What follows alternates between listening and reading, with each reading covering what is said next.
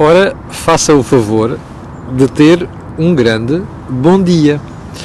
Eu sei que ainda não estamos na sexta-feira, mas já estamos muito próximos, o tempo melhorou, portanto vem aí um fim de semana de aproveitar. Bem, já estamos em direto, isto é a edição da Cor do Dinheiro do dia 11 de julho do ano da graça de 2019. Começo por lhe dizer que hoje vai ser um dia muitíssimo cheio. Repare, agora, a Cor do Dinheiro, comentário matinal.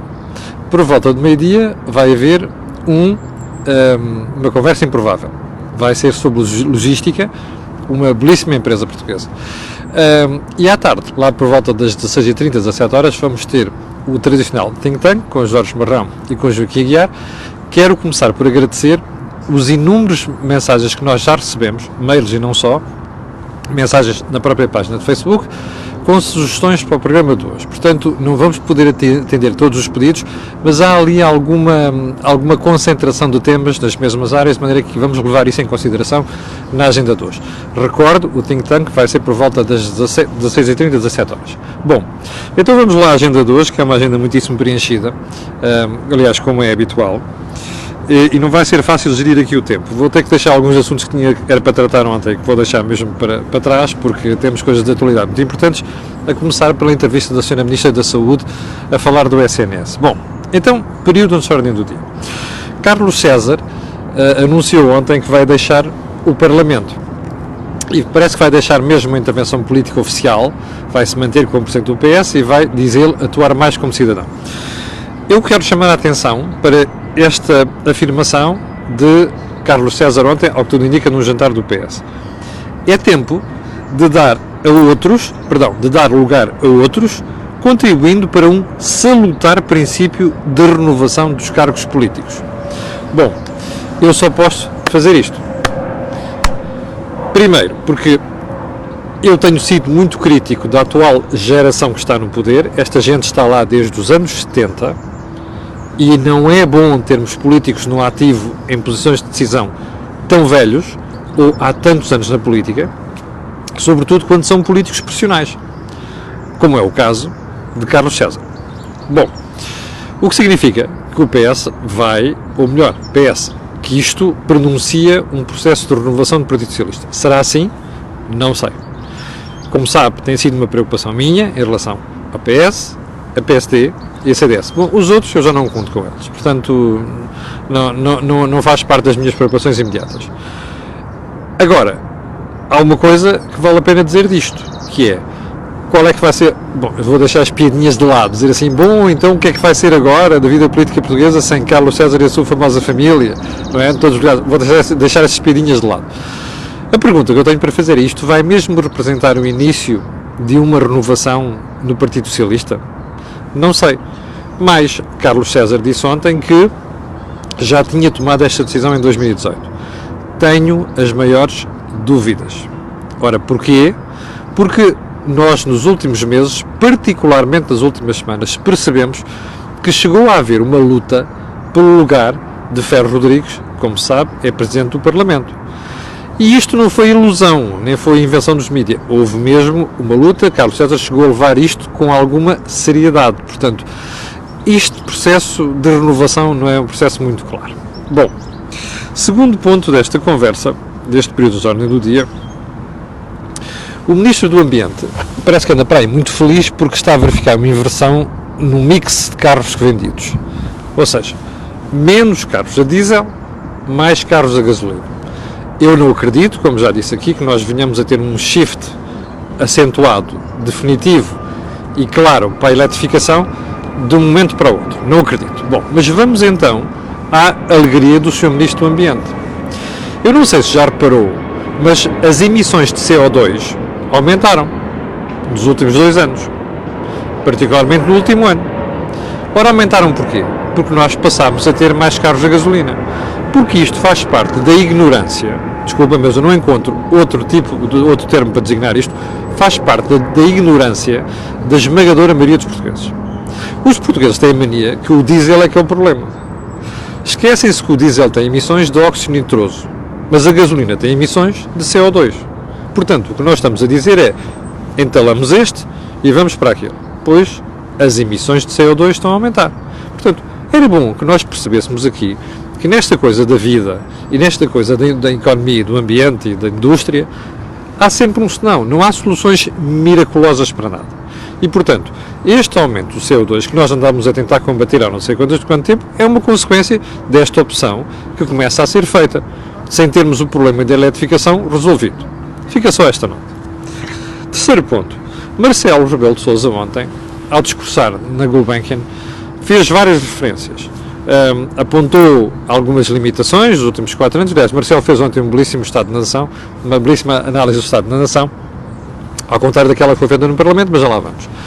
Mas houve ali um pormenor que vale a pena referir. É que Marcelo pediu governos estáveis na próxima legislatura. Está a ver o que é que isto quer dizer? Veja só as movimentações dos últimos meses entre o Partido Socialista, quem o apoia, e a oposição. Mas este recado é um recado claro. Haveremos de falar dele. O último ponto do período antes da ordem do dia. As publicações italianas da investigação estão a dar conta que aquele movimento do Sr. Salvini, que tem a mania que é um santinho, é um perfeito idiota, mas tem a mania que é santinho, foi pedir dinheiro à Rússia. Está praticamente provado hoje em dia, documentado, com negócios do petróleo, à mistura. Foi pedir dinheiro à Rússia para financiar a sua campanha. Eu não sei se já reparou, mas aquelas teorias que diziam que era conspiração, que a Rússia esteve metida nas eleições americanas e anda metida por trás dos movimentos populistas europeus, isto que parecia ser uma teoria da conspiração começa a clarificar. Era bom que nós acordássemos, porque a Europa é o projeto mais completo, mais sensato no mundo dos últimos 70 anos. A Europa nunca teve paz como teve nos últimos 70 anos. Isto não é por acaso. Chama-se primeiro Comunidade Económica Europeia, depois Mercado Único e agora União Europeia. Este legado, havemos de analisar isto com muito detalhe nos próximos meses, porque vai estar muita coisa em jogo. Este legado não pode ser perdido. E é bom que nós deixemos de ser anjinhos para perceber que há duas potências muito interessadas em desfazer isto. Estados Unidos de um lado, porque o tipo é maluco, e Putin do outro, porque não é maluco, mas quer ser o novo czar da Europa. Portanto, isto dividindo, vai chegar lá. Curiosamente, a China, que tem os seus interesses também, é a única que parece estar a favor de que a Europa se mantenha como está. Está a ver? Curioso, não é? Ironias da história. Havemos de voltar a este ponto também. Bom, então vamos lá à nossa agenda principal. Tem muita coisa, como eu lhe disse há bocadinho. Primeiro ponto. Ontem houve um debate do Estado da Nação. Esse debate do Estado da Nação foi mais longo do que o habitual. Porquê? Porque teve mais demagogia do que o habitual. Muito por parte do governo e dos partidos que o apoiam. E eu, sinceramente, eu ouvi uma boa parte daquilo. E há uma pergunta que tenho para fazer. Para que tanta conversa? Para que tanta demagogia? Para que tanto eleitoralismo? Se quiserem o Estado da Nação dos últimos 4 anos, eu defino em uma frase muito simples. Quebra brutal do investimento do Estado. Não é mais nada. Quem está desse lado, que é crítico, pode dizer, Camilo, você é um defensor das agências do Estado. Não confundamos as coisas. Uma coisa é o Estado estar presente na economia. Olha, ser dono de empresas de transportes da área metropolitana de Lisboa e Porto, ser dono da TAP, isso não faz sentido. Mas faz sentido o Estado preocupar-se com outras coisas. Olha, o Estado da ferrovia, o Estado de vias de comunicação. A propósito, hoje acho que há uma marcha lenta da malta do IC2, ali da Benedita, que vai até Aveiras de Cima. Eu não sei se vocês já frequentam o IC2. Eu frequento muitas vezes, que a Benedita é a terra do meu pai. E vou lá muitas vezes. Aquilo é pavoroso. Pavoroso. O estado do piso. Você sabe que nós criamos autoestradas, mas depois descurámos as estradas secundárias pelo país fora. Eu já perguntei uma vez à doutora Ana Tomás, que é a vogal da administração da Infraestruturas de Portugal, porque aquilo está naquele estado. Ela não conseguiu dar uma resposta clara, num evento da ARAC, mas politicamente correto, porque aquilo está naquele estado porque não há investimento. E isto é em tudo. Lembra-se do motor que caiu da automotora, Porto Vigo. Bom, basta você olhar para os hospitais urgências psiquiátricas e outras coisas do género, para perceber que não está nada bem. Portanto, se nós quisermos, numa palavra, definir o estado da nação, é o subinvestimento em áreas onde o Estado não se pode demitir, nomeadamente no SNS. Então vamos lá ao SNS. A história desta semana é pavorosa. Pavorosa. É o objeto do meu artigo hoje no Jornal de Negócios. Então é assim. Há um bebê em dificuldade, em risco de vida, no Hospital de Faro. Uma criança de meses. Há uma viatura especializada para o transporte de crianças nesta situação, na zona do Algarve. Essa viatura estava inoperacional. Era preciso transportar este bebê para Santa Maria, aqui ao pé. Não havia equipa. Teve-se que ir buscar uma equipa do INEM a Coimbra, que tinha feito uma evacuação de Lisboa para Coimbra. Essa equipa é que foi buscar a criança a Faro. Diga-me uma coisa. Você acha que isto tem lógica? Você acha que isto é um Estado sério? Você acha que isto não é um assunto suficientemente grave para o Governo pedir desculpa pelo que está a suceder? Isto, meus amigos, é o espelho do SNS. Isto é o retrato do Estado da Nação. Não é preciso mais nada. Podem vir vomitar o que quiserem, números, tretas, conversas, tangas, o que quiserem do Parlamento. O Ministro das Finanças, uma vergonha o discurso do Ministro das Finanças. O Sr. Primeiro-Ministro, a Marta quase temido, podem vir vomitar o que quiserem. Não deitem areia para os olhos portugueses. Este episódio da criança de Faro é o espelho do Estado da Nação. Não é preciso mais. E eu, chegado aqui, fui fazer um exercício de memória. Eu recordo-me de um senhor chamado Jorge Sampaio, que era Presidente da República em 2003, e quando o Dr. Durão Barroso e a Dra. Ferreira Leite, que agora faz de novas, andavam a cortar despesa, e também no SNS, este senhor veio dizer que havia vida para além do orçamento. Muito preocupado com os cortes da despesa pública. Eu gostava de tentar perceber onde é que está esse cidadão Jorge Sampaio, hoje em dia. Eu sei que ele teve problemas de saúde, tem problemas de saúde, mas, caramba, estas pessoas que faziam estas figuras há uns anos desapareceram. É que isto não tem nada a ver com ideologia. Isto é uma questão humana. E se aquela criança tivesse morrido por falta de meios para trazer para Santa Maria em Lisboa? Quem é que respondia por isto? Isto, meus amigos, é o retrato do SNS e é o retrato do Estado da Nação. O déficit foi contido com base em fechar a válvula da panela de pressão e deixar ferver. Isso um dia rebenta. Aliás, como se vai ver a seguir, pelo relatório da Primavera, sobre o estado da saúde. Bom, é que você sabe o que acontece quando se põe uma panela de pressão. Das duas, uma, se solta a válvula, onde aquilo rebenta, a partir de uma certa altura. E é o que eu acho que está prestes a acontecer com a SNS. Bem, então vamos lá. Ponto seguinte. Ponto seguinte, saúde. Entrevista da Marta quase temido, à Renascença e ao Jornal Público. Eu ainda não consegui ler a entrevista toda, mas já li algumas coisas. Bom, primeiro ponto da senhora. Os médicos devem estar em exclusividade no SNS.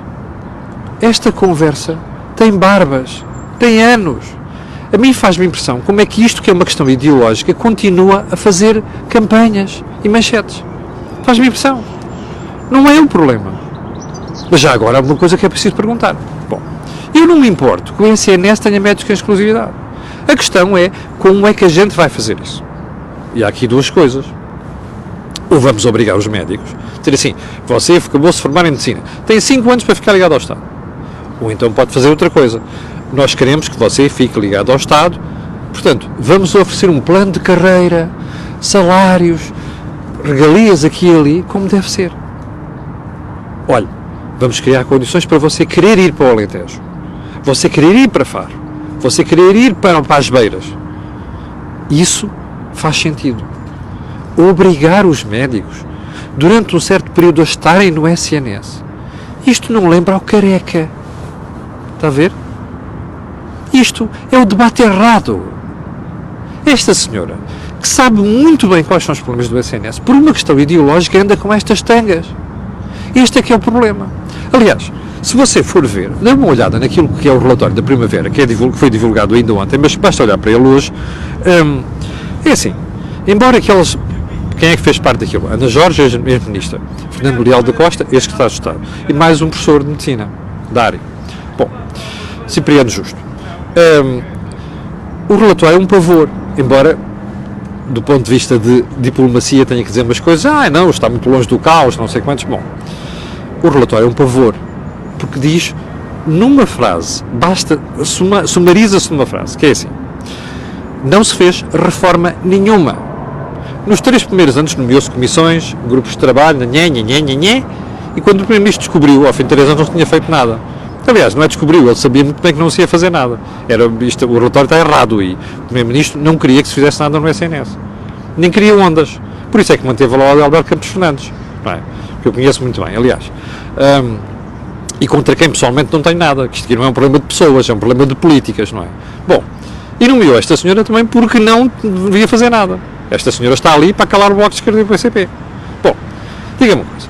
Você acha que o SNS no estado em que está, já não falo num corte de despesa, já não falo nas dívidas aos fornecedores, já não falo nas dívidas aos hospitais. Se o SNS está como está, é um problema de despesa só? Não é.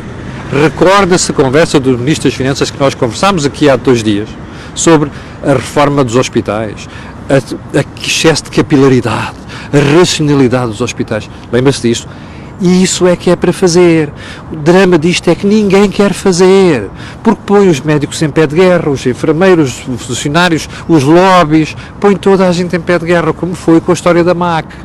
Quero mostrar uma coisa: no dia em que o Governo foi para a frente com esta história da racionalização do SNS, você vai ter cordões humanos à la MAC. Bom, se houver vergonha, porque eu acho que os fofinhos não têm vergonha nenhuma, né? Daquela altura faziam cordões humanos, agora não fazem porra nenhuma, desculpa a expressão. Portanto, este é que é o problema. Este relatório sumariza toda essa desgraça que foi no SNS. E, portanto, a questão é, não é feito porquê? Porque ninguém tem interesse. Por isso é que isto está a ser chutado para a próxima legislatura. Mas agora eu vou-lhe dar mais uma novidade. Se você tiver geringonça na próxima legislatura, eu garanto-lhe que isto não vai ter reforma nenhuma. Pelo contrário, vai ter reformas ao contrário. Percebe? Vai ser regressão. Estilo, eu quero obrigar os médicos a ficarem no SNS. Durante não sei quantos anos. Que ninguém sabe muito bem quanto é que é. Depois aquela senhora não divulga nada. Não é?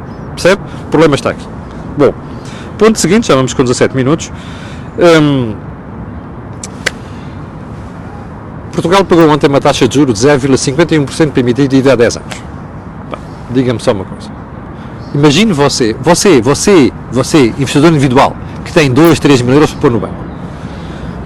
Você empresta um Estado com dívida que vale 120% da sua riqueza a 0,51% a 10 anos? Olha, eu faço o gesto do Bordal Pinheiro. Se me viessem dizer assim, Camilo, emprestas dinheiro ao Estado por 0,51% a 10 anos, eu fazia o que o Bordal Pinheiro imortalizou. Sabe porquê? Porque nós não temos risco para taxa de juros de 0,51%. O nosso risco é de uma taxa de juros de 2% pelo menos.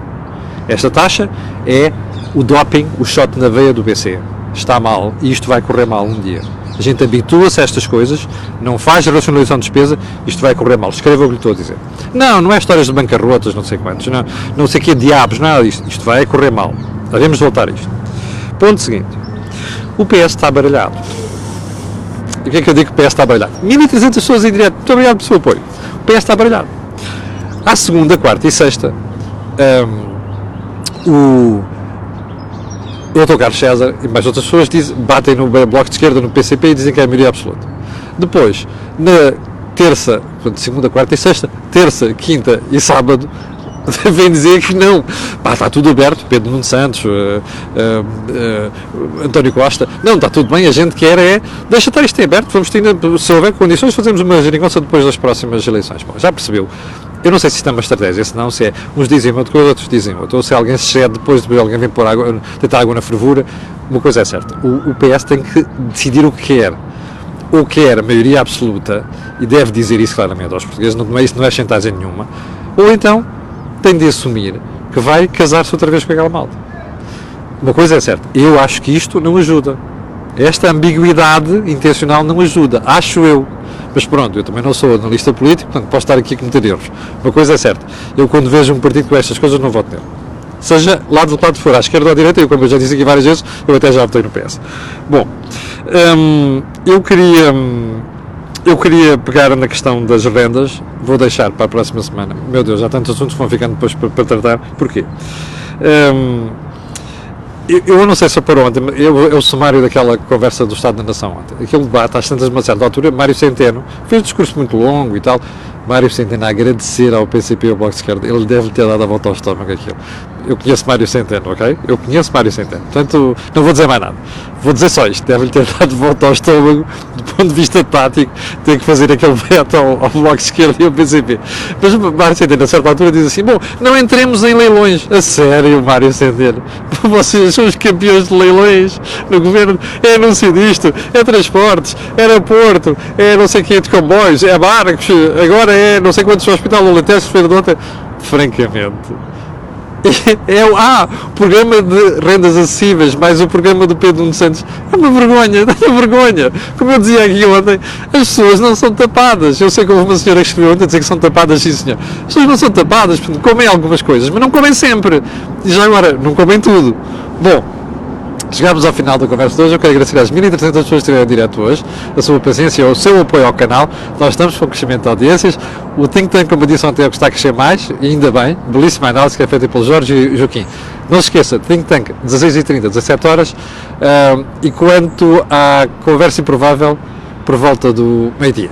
Eu vou ficar por aqui, não sei antes me despedir e dizer que amanhã às 8 estarei aqui novamente consigo, e para o final fica o pedido de sempre, coloque um gosto e faça partilha nas redes sociais, porque aquilo que você ouve aqui não ouve em lado nenhum. Obrigado, com licença e até logo.